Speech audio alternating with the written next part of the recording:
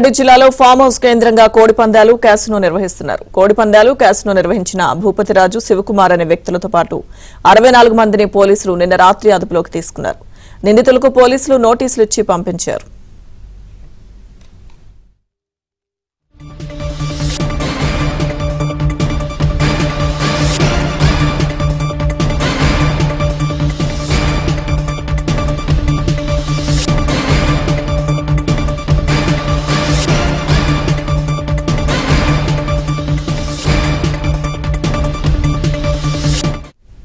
కోడిపందాల్లో 30 లక్షల రూపాయలతో పాటు కోటి విలువైన క్యాసినో కాయిన్స్ సీజ్ చేశారు.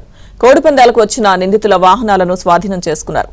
ఆర్గనైజర్లు యూపీఐ ట్రాన్సాక్షన్ల కోసం క్యూఆర్ కోడ్స్ వినియోగించారని, యూపీఐతో భారీగా లావాదేవీలు జరిగాయని పోలీసులు చెబుతున్నారు. కోడిపందాల్లో విడతల వారీగా 200 మంది పాల్గొన్నట్లు తెలుస్తోంది. ఈ పోటీలో ప్రముఖులు కూడా ఉన్నట్లు సమాచారం.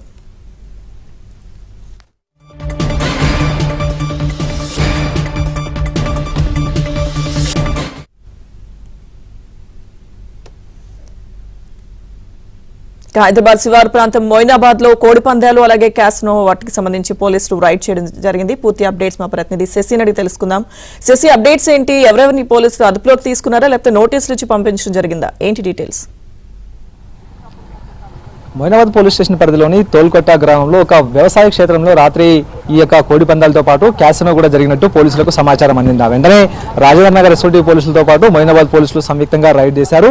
సుమారుగా రాత్రి 50 నుంచి 60 మంది దాకా పోలీసులు ఘటనా స్థలికి చేరుకుని ఈ ప్రాంతంలో రైడ్ నిర్వహించారు. ఒకసారి మనం చూడొచ్చు, ఇదే నేను చూపిస్తున్నట్టు ఫామ్ హౌస్ లోనే రాత్రంతా కూడా క్యాసినో తర్వాత కోడి పందాలు కూడా నిర్వహించారు. అయితే ఈ కోడి పందాలు క్యాసినో కోసం సుమారుగా 200 మంది దాకా హాజరైనట్టుగా తెలుస్తుంది. వీరంతా కూడా విడతల వారీగా వచ్చారు. అయితే ఒక్కసారి పోలీసులు ఎంట్రీ ఇవ్వడంతో లోపల క్యాసినో తర్వాత కోడి పందాలు ఆడుతున్న వారంతా కూడా ఎక్కడికక్కడ పరుగులు తీశారు. సో అప్పటికే పోలీసులను గమనించి ఆ ఫామ్ హౌస్ కు సంబంధించినటువంటి వివిధ మార్గాల్లో గోడలు దూకి పారిపోతున్న వారందరినీ కూడాను పోలీసులు అదుపులోకి తీసుకున్నారు.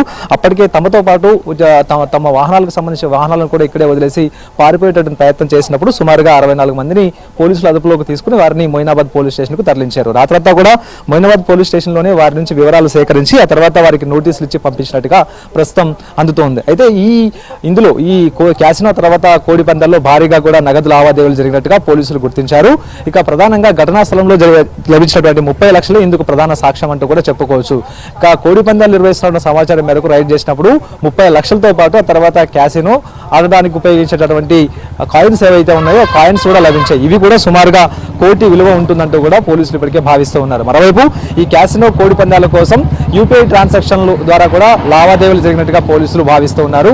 అందుకు అనుగుణంగానే ఘటనా స్థలంలో కొన్ని యూపీఐ స్కానర్లను కూడా పోలీసులు గుర్తించారు. వాటిని కూడాను సీజ్ చేశారు. సో ఒకవైపు నగదు లావాదేవీలతో పాటు ఆన్లైన్ ట్రాన్సాక్షన్స్ కూడా పెద్ద ఎత్తున జరిగాయంటూ కూడా ఇప్పటికే పోలీసులు భావిస్తున్నారు. కాబట్టి అందుకు అనుగుణంగానే దర్యాప్తు కొనసాగిస్తున్నారు. ప్రధానంగా ఈ శివమారితో పాటు తర్వాత భూపతిరాజు ఇద్దరు ప్రధాన మెయిన్ ఆర్గనైజర్లుగా ఉన్నారు. వీరిద్దరే ఈ ఈవెంట్ కండక్ట్ చేసినట్టుగా కూడా పోలీసులు ఇప్పటికే గుర్తించారు. వారిద్దరిని అదుపులోకి తీసుకోవడంతో పాటు రాత్రి వారందరినీ విచారించారు. ప్రధానంగా ఈ క్యాసినో తర్వాత కోడి పందాల కోసం ఎవరెవరు వచ్చారు, ఇందులో ప్రముఖులు వచ్చారంటూ కూడా కొంత ప్రచారం నడుస్తుంది. కాబట్టి ఒకవేళ వచ్చుంటే వారు ఎవరు అన్న అంశాల గురించి ప్రధానంగా ఇప్పుడు మొయినాబాద్ పోలీసులు ఫోకస్ చేస్తూ ఉన్నారు. ఇదే కాకుండా కోడి పందాల కోసం క్యాసినో కోసం వచ్చిన వారందరూ కూడా హై అండ్ లగ్జరీ కార్లలో వచ్చారు.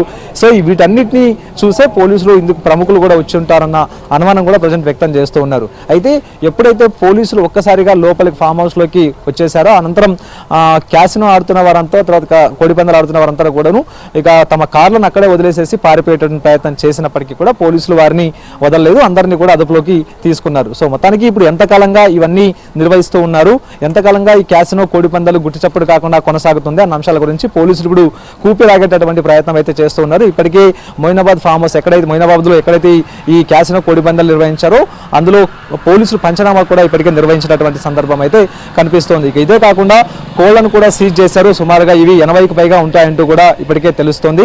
మరోవైపు కోడి కాళ్ళకు కట్టేటటువంటి కత్తులను కూడా ఇప్పటికే పోలీసులు సీజ్ చేశారు. సో వాటిని కూడాను ఇప్పుడు ఇక్కడ నుంచి తరలించేటువంటి ప్రయత్నం చేస్తూ ఉన్నారు. మొత్తానికి సుమారుగా లోపల ఒక 60 నుంచి 70 దాకా కార్లు ఉంటాయి. ఇవన్నీ కూడా లగ్జరీ కార్లు అంటేనే తెలుస్తోంది. సో మొత్తం పెద్ద మొత్తంలో కూడా ఈ క్యాసినో కోడి పందాలు నడిచినట్టుగా తెలుస్తుంది. ఇదంతా ఒక ఎత్తు అయితే ఇక సిటీ శివర్లో ఉండేటటువంటి ఫామ్ హౌస్లన్నీ కూడా దాదాపుగా అసాంఘిక కార్యకలాపాలకు అడ్డగా మారుతూ ఉన్నాయి. ఇప్పటికే కొన్ని సందర్భాల్లో డ్రగ్స్ పార్టీలు కూడా ఫామ్ ఫామ్ హౌస్ లో వెలుగు చూశాయి.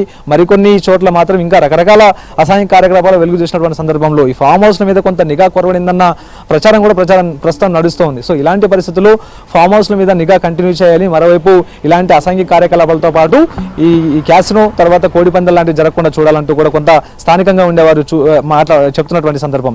ఇదొక అంశం అయితే ఇప్పటికే కోడిపందాల కోసం వచ్చిన వారందరికీ సంబంధించినటువంటి వివరాలను సేకరించారు. వారందరికీ కూడా నోటీస్ ఇవ్వడం కూడా జరిగింది. విచారణకు పిలిస్తే రావాలంటూ కూడా వారందరికీ నోటీస్ ఇచ్చి పంపించినటువంటి సందర్భం ఉంది. ప్రధానంగా భూపతిరాజుతో పాటు శివమారుతి ఈ ఇద్దరే మెయిన్ ఆర్గనైజర్లు కాబట్టి వీరి వెనకాల ఇంకా ఎవరైనా ఉన్నారా, వీళ్ళే మెయిన్ ఆర్గనైజర్లు అన్న అంశాల గురించి పోలీసులు దర్యాప్తు కొనసాగుతుంది. Lakshmi Durga. Okay, thank you Shashi.